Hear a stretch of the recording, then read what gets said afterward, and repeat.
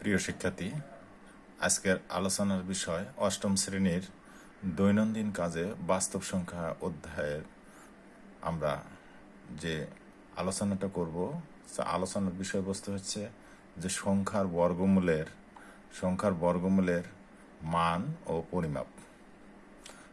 পরিমাপ। আসলে আমরা এই বিষয়ে আলোচনা করব। প্রিয় শিক্ষার্থী, তোমরা একটু মনোযোগ সহকারে দেখো যে পূর্ণবর্গ সংখ্যার বর্গমূলের মান কিভাবে বের করতে হয় তা আমরা শিখেছি। পূর্ণবর্গ সংখ্যার বর্গমূলের মান বের করার যে পদ্ধতিটা আমরা দেখব যে এখানে একক কাজ আছে ভাগ প্রক্রিয়ার মাধ্যমে বর্গমূল 2, এর মান 6 দশমিক স্থান পর্যন্ত নির্ণয় করো। তো প্রিয় শিক্ষার্থী, যে আমরা আজকের যে আমরা তোমাদেরকে এই 6 দশমিক স্থান পর্যন্ত মান নির্ণয় করে দেখাচ্ছি। তো প্রিয় শিক্ষার্থী, তোমরা মনোযোগ সহকারে দেখতে থাকো যে বিষয়টা আসলে কিভাবে আমরা বের করি।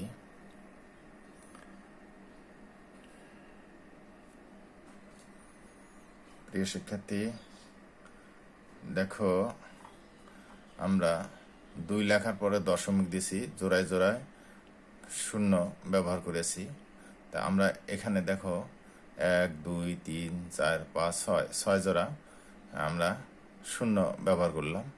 আমরা এটা দেখো ভাগ প্রক্রিয়ার সাহায্যে আমরা 6 দশমিক স্থান পর্যন্ত আমরা মান নির্ণয় করব। তা আমরা দেখো কিভাবে মান নির্ণয় করি।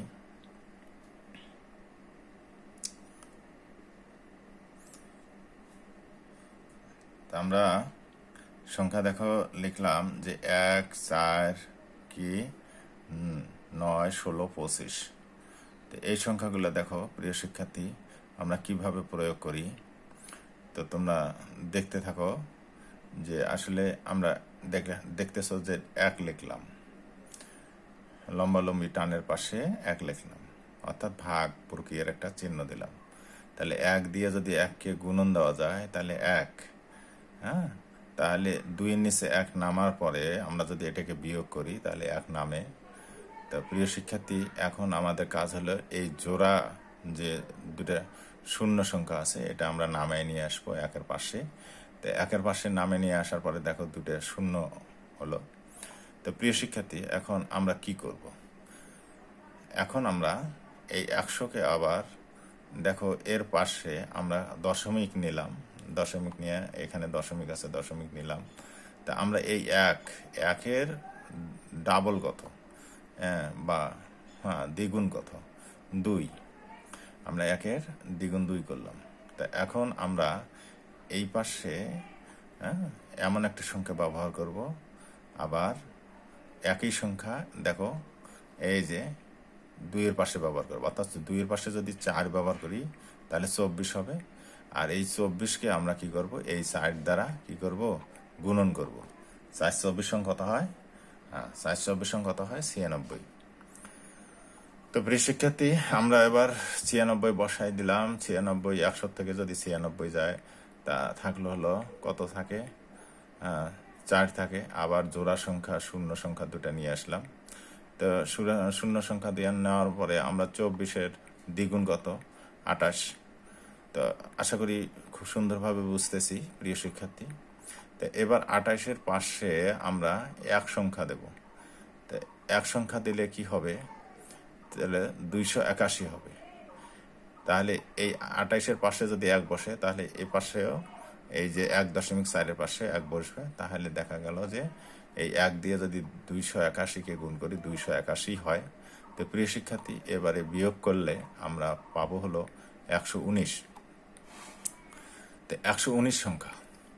তো প্রিয় শিক্ষার্থী, যে দেখো তোমরা আমরা যেভাবে কাজটা করতেছি অবশ্যই তোমরা সহজে বুঝতে পারছো যে 28 তো থাকবে, এটা তো দেখবো দ্বিগুণ করে নিয়ে আসছি। আবার 1-এর দ্বিগুণ কত? 2।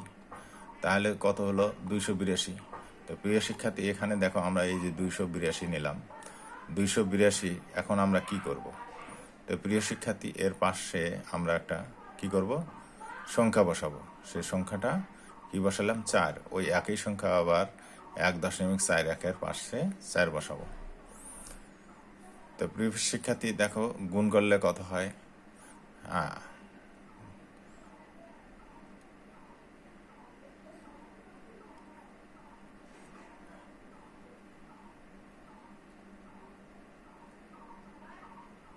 না এখন দেখো আমরা এখানে 4 বসালাম, তাই না? এখানে 4 বসালাম, তাহলে দেখো 4 4 16 6 এভাবে আর কি গুণ করলাম। দেখো প্রিয় শিক্ষার্থী, এখন আমরা এটাকে বিয়োগ করলাম। তো বিয়োগ করার পর আসলো কি, তো একটা অবশ্যই পরের দুটো শূন্য সংখ্যা নিয়ে আসলাম জোড়ায় জোড়ায়। তো এবার আবার কি কাজ করব, এখানে কত সংখ্যা হবে? এই 28 তো হবেই, আবার 24-এর ডবল কত? ওই 28, দুই দুই থাকলোই, 4-এর ডবল 8। তো প্রিয় শিক্ষার্থী, এবার আমরা আবার এই সংখ্যাটাকে আবার একই নিয়মে আমরা চিন্তা ভাবনা করব যে প্রিয় শিক্ষার্থী, এই যে দেখো আমরা এখানে কাজ করে দেখাচ্ছি যে 28 28 2 2। তাহলে প্রিয় শিক্ষার্থী, এখানে 2 দিয়ে গুণন করলে এত সংখ্যা হয়, তাহলে 5 6, হ্যাঁ 5 6 5 6 4। হ্যাঁ প্রিয় শিক্ষার্থী, এটা যদি আমরা বিয়োগ করি তাহলে আসবে কি 3 8 3 8 3 6। তো প্রিয় শিক্ষার্থী, এখন তোমরা আশা করি খুব সুন্দরভাবে বুঝতেছো বিষয়টা। আসলে আবারও দুটো শূন্য নিয়ে আসলাম। হ্যাঁ, এবারে কিন্তু আসলে দশমিকের পরে 4 ঘর পর্যন্ত আমরা অলরেডি এসে গেছি। তো প্রিয় শিক্ষার্থী, দেখা যাচ্ছে যে আবারও আমরা ওই একই নিয়মে কাজগুলো করব। এখানে দেখো যে আমরা ওই 28 লিখলাম, আবার 28 লিখলাম, 2-এর ডবল কত লিখলাম? 4 লিখলাম। তো প্রিয় শিক্ষার্থী, এর পাশে একটা সংখ্যা দিতে হবে। এই যে একই আবার আলাদা করে তোমাদের গুণ করে দেখাচ্ছি প্রিয় শিক্ষার্থী। তো এখানে যদি 1 দেই তাহলে সংখ্যাটা হবে 28 28 কি 4 1। তার মানে এই উপরের সংখ্যার সে অবশ্যই ছোট হতে হবে, অবশ্যই ছোট হতে হবে। তাহলে আমরা এখানে এই সংখ্যা 1 দেব, এখানেও কি দেব? 1 দেব। তো প্রিয় শিক্ষার্থী, এখন আমরা বিয়োগ করে যে ফলাফলটা আসবে সেটা আমরা লিখব। তা এখন আমরা একইভাবে এই কাজগুলো করতে থাকব, তো যতক্ষণ পর্যন্ত না 6 সংখ্যা আসছে। তাহলে এখন পর্যন্ত কত সংখ্যা আসলো? 2 সংখ্যা, 2 সংখ্যা 4 5 সংখ্যা আসছে। তো প্রিয় শিক্ষার্থী, যে আমরা আরও 2 জোড়া শূন্য নিয়ে আসলাম। তো এখানে আসি, এই সংখ্যাটা হলো, এই সংখ্যা আবারও ভাগ প্রক্রিয়ার সাহায্যে আবারও কাজ করতে হবে। তো দেখো এই যে 2 8 8 2, আবার 8 4 1, আবার 1 দ্বিগুণ হলো 2। তো অবশ্যই বরাবরের মতো এর পাশে এমন একটি সংখ্যা বসাইতে হবে যাতে এই সংখ্যার চেয়ে আসলে কি হয়, মানে ছোট হয়। তো এখন দেখো 3 সংখ্যা যদি আমরা বসাইয়া গুণ করি তাহলে সংখ্যাটা কত হচ্ছে? 8 4 8 5 2 6 9। তো প্রিয় শিক্ষার্থী, তোমরা অবশ্যই দেখতে পারছো। তো এখন এই সংখ্যাটা আমরা এখানে বসাইলাম, আমরা বিয়োগ করিয়ে দেখাবো বিয়োগ করে আসলে কত সংখ্যা থাকে, বিয়োগ করি আসলে কত সংখ্যা থাকে। তাহলে এবারে আমাদের কত? এই যে 3 সংখ্যা বসালাম, এখানেও 3 সংখ্যা, তাহলে দশমিকের পরে কত হলো? অবশ্যই 6 সংখ্যাটা, 6 দশমিক স্থান পর্যন্ত আমরা মানটা বের করলাম। প্রিয় শিক্ষার্থী, আশা করি আমরা খুব সহজে বুঝতে পারছি দশমিক স্থান। এবার গেল ভাগ প্রক্রিয়ার মাধ্যমে, এটা গেল আবার ডিজিটাল ডিভাইস ব্যবহার করে বর্গমূল 2 এর মান বের করো এবং 6 দশমিক স্থান পর্যন্ত তোমরা তোমার বের করা। হ্যাঁ, তা আবার দেখা যাচ্ছে যে প্রিয় শিক্ষার্থী, দেখো এই বিষয়টা আমরা 6 দশমিক স্থান পর্যন্ত আমরা ওইটা ব্যবহার করলাম। এবারে দেখো আমরা ক্যালকুলেটরে আমরা স্ক্রিনে দেখাচ্ছি। তো প্রিয় শিক্ষার্থী, ভালো করে দেখো যে এবারে কি আসে। হ্যাঁ, সুন্দর করে দেখো প্রিয় শিক্ষার্থী, যে তোমরা ক্যালকুলেটরটা এভাবে তোমরা বাসায় ব্যবহার করে দেখতে পারো যে বর্গমূল 2 যদি দেওয়া যায় তাহলে কি হয়, মান এসে কি 1 দশমিক এই সংখ্যাগুলো আসতেছে।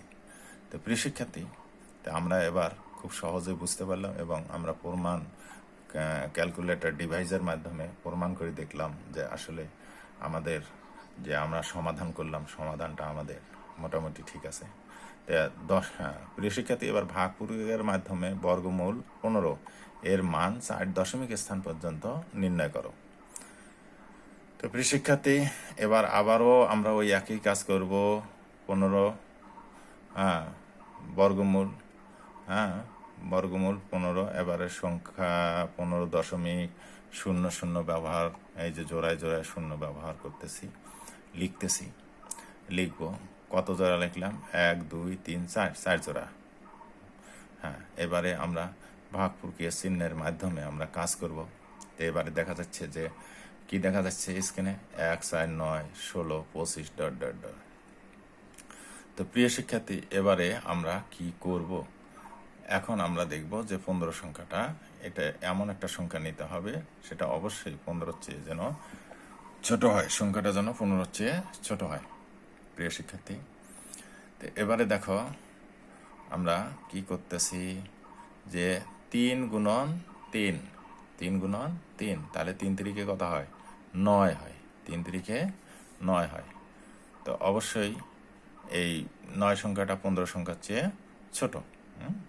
তো প্রিয় শিক্ষার্থী, এখন আমরা এটা 15 থেকে 9 গেলে কত থাকে? বিয়োগ দেওয়া আসে 6।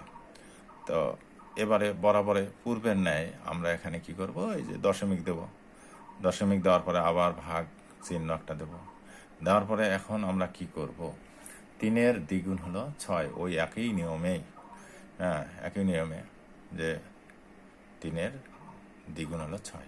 তাহলে প্রিয় শিক্ষার্থী, এবার আমরা দেখব 6-এর পাশে যদি আমরা 1 বসাই, আবার যদি 1 দিয়েই গুণন দেই, তাহলে হচ্ছে কি 61, অর্থাৎ 6x আমাদের এখানে হচ্ছে। কিন্তু আমাদের এখানে আসতেছে হলো 600 আসতেছে। তো প্রিয় শিক্ষার্থী, যদি 8 দেই তাহলে কত হয়? 8 দিলে 544 হয়। কত হয়? 544। তাহলে অবশ্যই 600 চেয়ে ছোট। তাহলে এই দেখো, এখানে 8 দিলাম, এখানে 8 দিলাম, 544 হয়ে গেল। তা প্রিয় শিক্ষার্থী, এবার অবশ্যই আমরা ওই পূর্বের ন্যায় বিয়োগ করব। বিয়োগ করে আবার সংখ্যা নামিয়ে আসলো। এবার আরও 2 জোড়া সংখ্যা নিচে নামিয়ে নিয়ে আসলাম। এবার আসলে কি করা যায়? এবার পূর্বের ন্যায় আমরা এই দেখো কি করতেছি, যে এখন হলো 8-এর ডবল কত? 16, 16 6, হাতে 1 1, 6 1 7। তো প্রিয় শিক্ষার্থী, এবার দেখো আমরা সেটাই এখন 7 6 এর পাশে যদি 7 ব্যবহার করি, হ্যাঁ, তাহলে আমরা এটাকে 7 দিয়ে গুণন দিলে 5 3 6 9 এই সংখ্যাটা হয়। অবশ্যই এই সংখ্যার থেকে ছোট। তো প্রিয় শিক্ষার্থী, এখন আমরা এটাকে বিয়োগ দেব। বিয়োগ দেওয়ার পর একটা ফলাফল অবশ্যই পাবো। ফলাফল 2 3 1 পেলাম। তাহলে আমরা জোড়ায় সংখ্যা আবার শূন্য সংখ্যা নিয়ে আসলাম। তো শূন্য সংখ্যা নিয়ে আসার পর আবার আমরা এখানে দেখব যে আসলে ভাগ প্রক্রিয়ার চিহ্ন দেব। ভাগ প্রক্রিয়ার চিহ্ন দিয়ে আবার এখানে কি সংখ্যা আসবে? দেখো, এই যে 7-এর দ্বিগুণ হলো 14, 14 4, হাতে 1 6 1 7, এভাবে আসলো। আবার এই সংখ্যাটা দেখো, আমরা দেখতেছি যে এখানে দেখো আমরা কি লিখতেছি, 7 7 4, যদি 4-এর পাশে 2 দেই, আবার 2 দিয়ে একই সংখ্যা 2 দিয়ে গুণন দেই, তাহলে কত হয়? 15 বা 1 5 4 8 4, এই সংখ্যাটা আসতেছে। তো অবশ্যই এটা 2 3 1 0 0 সংখ্যার চেয়ে ছোট। তাহলে আমরা এখন বিয়োগ করব। বিয়োগ করার পরে এখন এই সংখ্যাটা আসতেছে। প্রিয় শিক্ষার্থী, তা এখন এই তো আবার 2টা জোড়া সংখ্যা নিয়ে আসলাম। এবার আমরা দেখতে পাচ্ছি যে দশমিকের পর 3 সংখ্যা আসছে। আমরা হয়তো 4 দশমিকের পর 4 দশমিক স্থান পর্যন্ত আমরা এই মানটা বের করব। তো প্রিয় শিক্ষার্থী, এবার আবারও ওই একই নিয়মে কাজ করতেছি। প্রিয় শিক্ষার্থী, দেখো সুন্দরভাবে এই সংখ্যাটা নিলাম। এবার নিলাম 9। 9 নিলে আসলে সংখ্যাটা কত দাঁড়ায় আমরা দেখব। 9 দিয়ে গুণন করব। গুণন করলে দাঁড়াচ্ছে হলো 6 9 7 0 4 1। তা প্রিয় শিক্ষার্থী, এই তো এই সংখ্যাটা আমরা এখানে এবার বিয়োগ করব। পূর্বের দেখো উপরের সংখ্যা থেকে বিয়োগ করে আমাদের রেজাল্ট আসলো এটা। তাহলে প্রিয় শিক্ষার্থী, এবার আমরা দেখতে পারলাম যে আমাদের সংখ্যা সামনে আসছে 6 4 5 5 9। তো প্রিয় শিক্ষার্থী, এবার কত দশমিক? 4 দশমিক স্থান পর্যন্ত মান এসেছে, আরও আসতেই থাকবে। তো প্রিয় শিক্ষার্থী, আজকের বিষয়টা হচ্ছে কি, যে আমরা কিভাবে এই ভাগ প্রক্রিয়ার মাধ্যমে আমরা এই কাজগুলো দশমিক স্থান পর্যন্ত, কত দশমিক স্থান পর্যন্ত আমরা নিয়ে আসলাম। তো প্রিয় শিক্ষার্থী, তোমরা দুটো উদাহরণের মাধ্যমে, সমাধানের মাধ্যমে অবশ্যই সুন্দরভাবে বুঝতে পারছো। তোমাদেরকে অনেক ধন্যবাদ। তোমরা সুস্থ থাকো। আমরা এই যে ক্যালকুলেটরের মাধ্যমে আবারও দেখতে পাচ্ছি ওই একই অবস্থা। দেখো, এখন আমরা যদি 15 বসাই, তাহলে এই দেখো কি মান আসে, 3, এই 8, 7, 2। তো প্রিয় শিক্ষার্থী, একই অবস্থা হবে, প্রমাণ সহ আমি বুঝিয়ে দিলাম। তো তোমাদেরকে অনেক অনেক ধন্যবাদ আমার এই ক্লাসটা দেখার জন্য। ধন্যবাদ। সবাই ভালো থাকো, সুস্থ থাকো।